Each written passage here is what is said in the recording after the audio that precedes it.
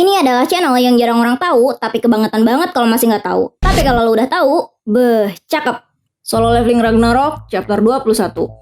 Lee Min Sung yang udah berhasil terlepas dari beberapa tuduhan, lagi nikmatin keberhasilannya itu. Ngeliat beberapa berita yang membesar-besarkan namanya. Dia terlihat bangga dan muji kecakapannya dalam berakting, yang ngebuat masyarakat bersimpati padanya.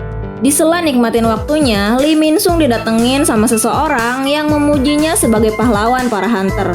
Cewek itu ngedeketin wakil pemimpin guild rapper di sampingnya, dan nyuruh dayang-dayang yang lainnya buat pergi.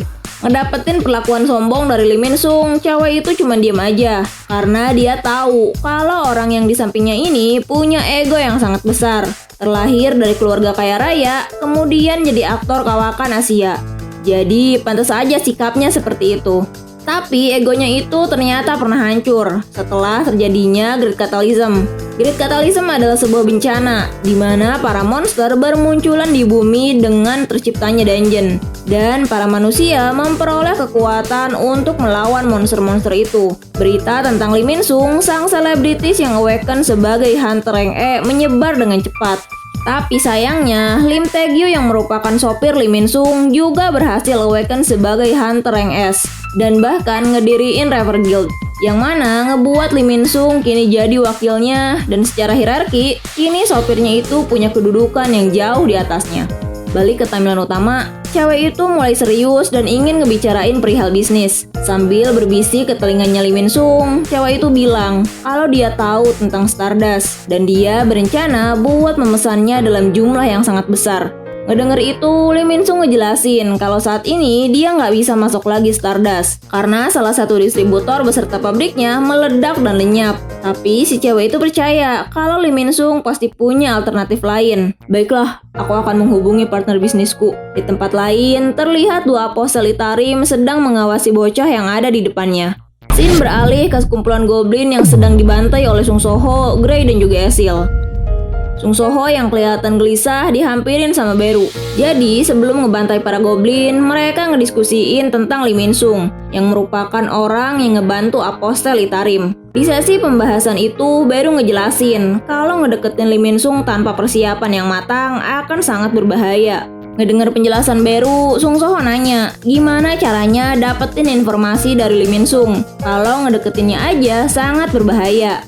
Kalau dia nggak mau kerjasama, maka aku tinggal memakannya dan mencari tahu sendiri. Beru juga nambahin kalau dia udah dapet izin dari Sung Soho buat makan manusia tapi hanya orang-orang jahat aja. Tapi itu jika kita bisa mengalahkannya. Dengan analisanya, Beru bilang kalau saat ini Sung Soho berada di rank C, begitu juga Esil, dan Gray berada di rank D. Dan saat Sung Soho bergabung dengan Gray, maka kekuatannya di atas B rank, dan itu pun masih terikat waktu penggunaannya yang terbatas. Sementara Lee Min Sung berada di rank E, belum termasuk Reaper Guild di belakangnya. Artinya mereka yang saat ini masih jauh buat ngalahin Lee Min Sung dan Reaper Guild. Ngedenger itu, Sung Soho terlihat sangat kecewa.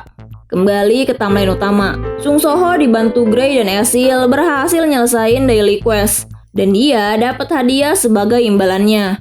Di antaranya, Sung Soho kembali dapat random box, dan saat dibuka, itu adalah sebuah cincin yang dapat ningkatin sen sebanyak 5 poin. Tapi Sung Soho sadar kalau itu nggak ningkatin banyak kekuatannya. Begitu juga Vulcan Horn yang cuma naik 3% setelah nyerap jiwa Demon. Dia butuh kekuatan yang lebih besar lagi. Dan buat dapetin itu, satu-satunya cara adalah dia harus masuk ke dalam dungeon dan ngalahin Magical Beast yang ada di dalamnya. Dengan status level E yang dia miliki, Sung Soho cuma dapat panggilan sebagai mining team atau howling team. Ngelihat kenyataan itu, dia kembali kecewa. Dan kalau masuk gate tanpa izin, itu akan dianggap tindakan ilegal sekaligus ngelanggar peraturan dari asosiasi hunter. Beru nyaranin Sung Soho buat ngevaluasi ulang ranknya, tapi Sung Soho nolak saran tersebut dengan alasan jika dia ketahuan awaken lagi, maka dia bakal dilaporin ke website asosiasi hunter. Dan jika itu terjadi, maka dia bisa jadi incaran para apostel yang ada di bumi. Mengingat Sung Soho yang masih lemah, itu hanya akan menjadikannya sebagai kelemahan Sung Jinwoo yang sedang memerangi Outer Gods. Ngedenger itu, Beru nyuruh Sung Soho supaya nggak ngekhawatirin para apostel of Itarim. Karena jika mereka datang ke bumi lebih cepat daripada Beru, maka nggak mungkin mereka sekuat itu, karena efek dari dimensional travel. Intinya, semakin kuat seseorang, maka semakin tebal pula dinding dimensional travel yang terbentuk. Maka akan semakin lama perjalanan yang dibutuhkan. Sebaliknya, semakin lemah seseorang, maka akan semakin cepat dalam melakukan dimensional travel antar alam semesta. Jadi, para apostel yang udah berada di bumi nggak mungkin sekuat Beru yang baru-baru ini aja datang. Sung Soho menyadari kalau invasi Itarim berlanjut sampai masa depan. Maka sekaranglah waktu yang tepat buat dia berkembang lebih kuat. Melihat Sung Soho yang penuh ambisi, Beru mulai berpikir, apa ini saatnya? Flashback sebelum Sung Jinwoo menugaskan Beru pergi ke bumi. Sung Jinwoo ngasih sebuah kunci dan nyuruh Beru buat ngegunain kunci itu jika Sung Soho butuh bantuan. Orang itu pasti akan ngebantu Sung Soho dalam banyak hal.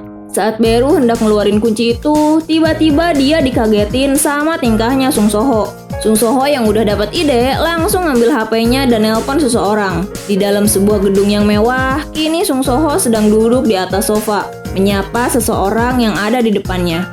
Orang itu muji Sung Soho yang datang menawarkan proposal bisnis padanya. Beru juga muji Sung Soho karena berani bicara sendirian dengan orang yang ada di depannya. Jadi yang kau inginkan dari paman iparmu adalah bantuan agar kau bisa memasuki gate kan? Yo Jinho, Presiden Jinsoft.